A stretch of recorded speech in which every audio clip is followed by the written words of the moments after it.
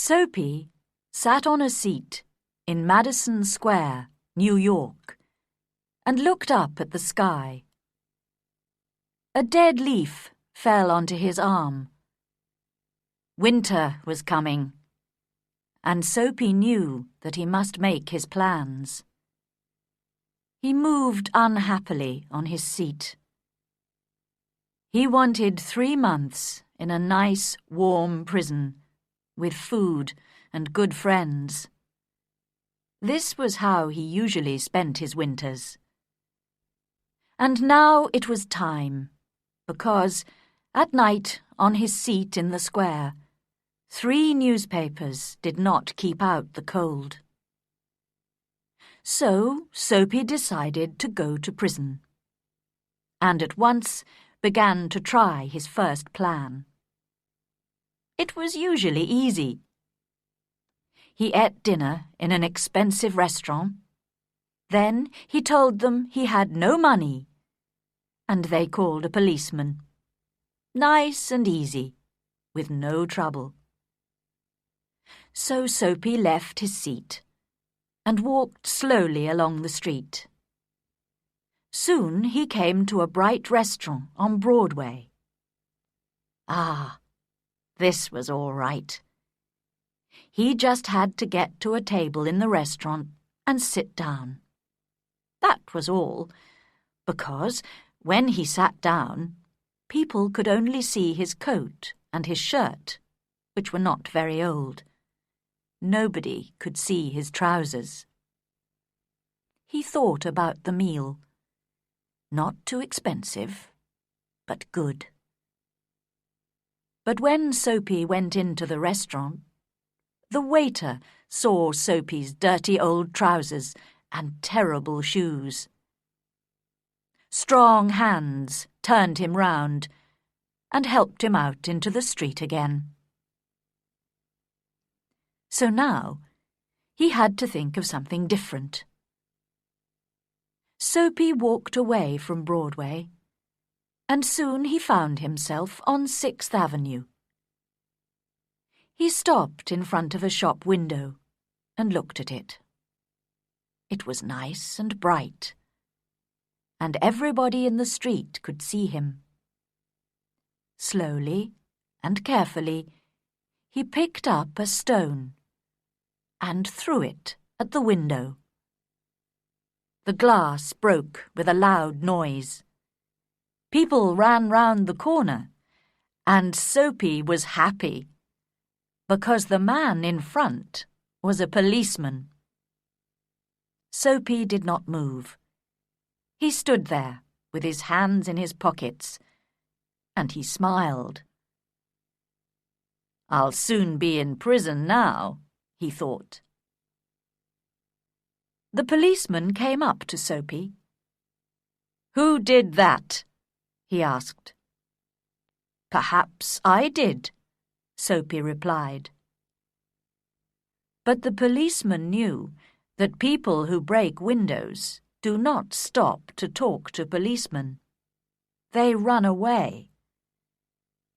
And just then, the policeman saw another man who was running to catch a bus. So the policeman ran after him. Soapy watched for a minute. Then he walked away. No luck again. He began to feel cross, but on the opposite side of the road, he saw a little restaurant. Ah, that'll be all right, he thought, and he went in. This time, nobody looked at his trousers and his shoes. He enjoyed his meal, and then he looked up at the waiter, smiled, and said, "I haven't got any money, you know. Now, call the police. And do it quickly. I'm tired." "No police for you," the waiter answered. "Hey, Joe!" Another waiter came, and together they threw Soapy out into the cold street. Soapy lay there, very angry. With difficulty, he stood up. His nice, warm prison was still far away, and Soapy was very unhappy. He felt worse because a policeman who was standing near laughed and walked away. Soapy moved on, but he walked for a long time before he tried again. This time it looked easy.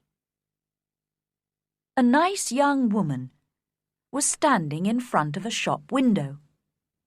Not very far away, there was also a policeman. Soapy moved nearer to the young woman. He saw that the policeman was watching him. Then he said to the young woman with a smile, "Why don't you come with me, my dear?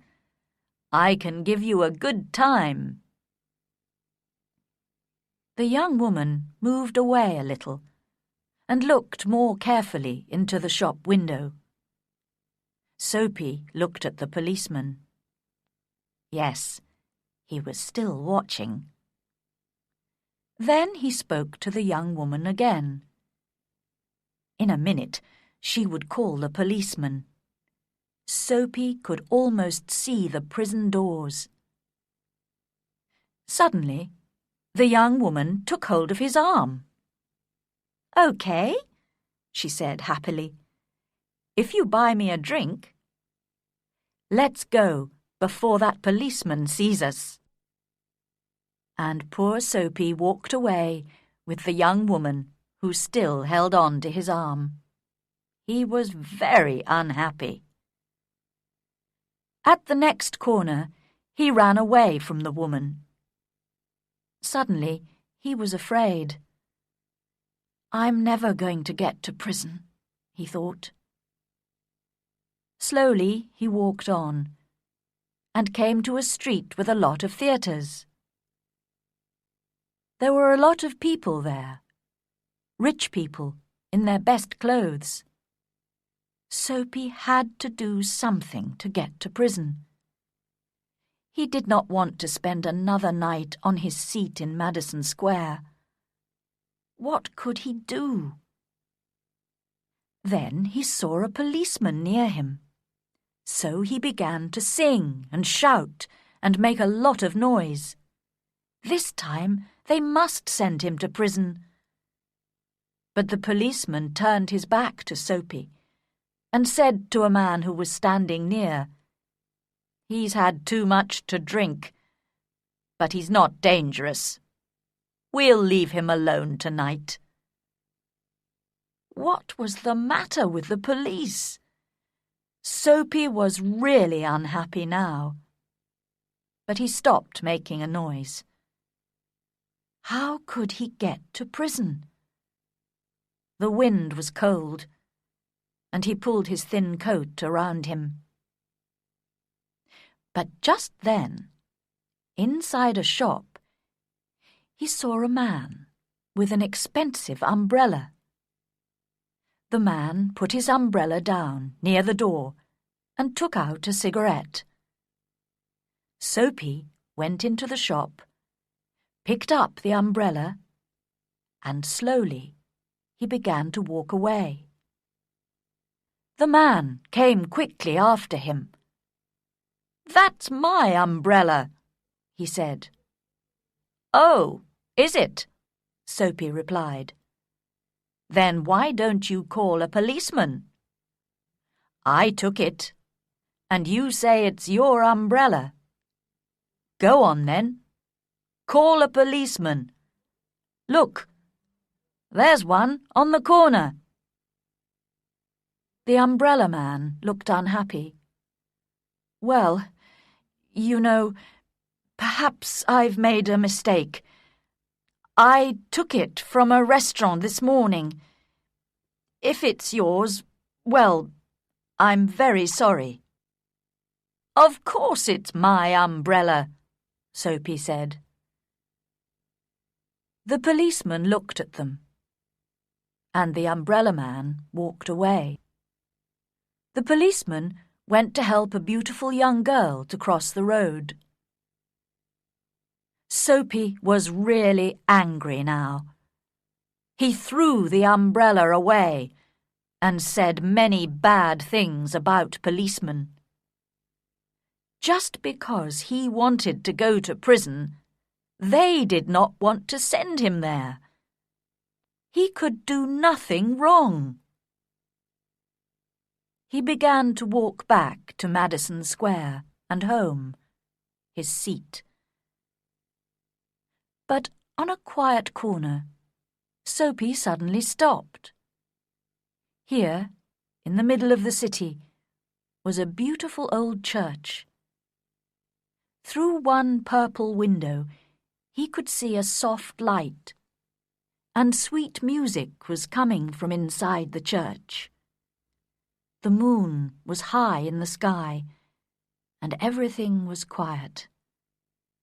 For a few seconds, it was like a country church, and Soapy remembered other, happier days.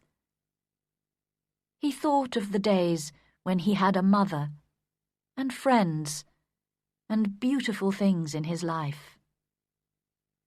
Then he thought about his life now, the empty days, the dead plans.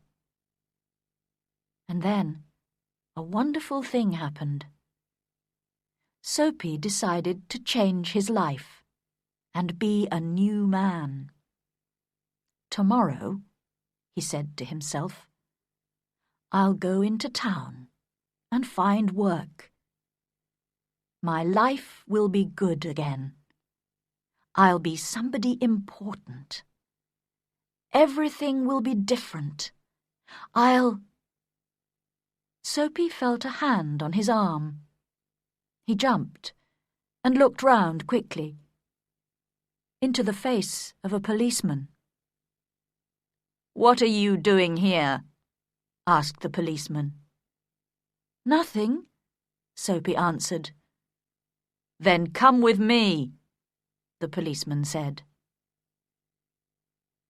3 months in prison, they told Soapy the next day.